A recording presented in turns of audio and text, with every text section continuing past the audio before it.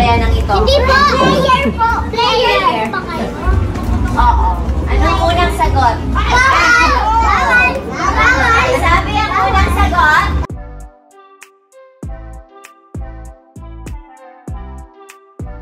Spotted si Chinita Princess Kim Chiu na nakikipagbanding sa mga batang cute po na sina Kelsey, Argos, Jace at Kulot. Kinukulit nga ni Kim ang mga bata na sabihin sa kanya ang mga sagot sa kanilang segment na Showing Bulilit. Tuwang-tuwa naman ang fans ni Kim sa pang-aaliw na ginawa ng aktres sa mga bata. Anila ay makikita mo dito na mother figure si Kim Chiu. Narito, at panoorin natin ang naturang video ng kulitan ni na Kim Chiu at ng mga batang cute po ng It's Showtime. Bayanang ito. Hindi po! Player po! Player pa kayo.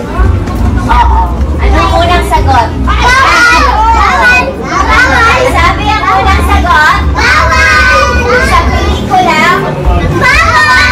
Bawal! Bawal, bawal. Bakit ka ginawa? Okay, mali pala. Samantala nagkasama na ang isa sa mga kuya ni Kim na si Vong Navarro at Coco Martin. Ito nga ay para sa paparating na limited series ni na Coco at Vong.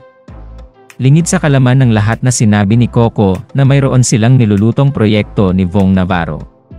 Sa ibinahaging larawan naman ni Vong ay makikita na magkasama na sila ni Coco Martin. Caption pa ng komedyante: "May bagong niluluto."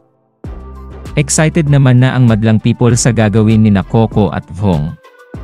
Ayon kasi kay Coco ay isang serious series ang gagawin nila ni Vong. Bago daw ito sa nakasanayan na ginagawa ng komedyante. Kaya naman daw talagang dapat abangan ang kanilang gagawing proyekto ni Vong Navarro.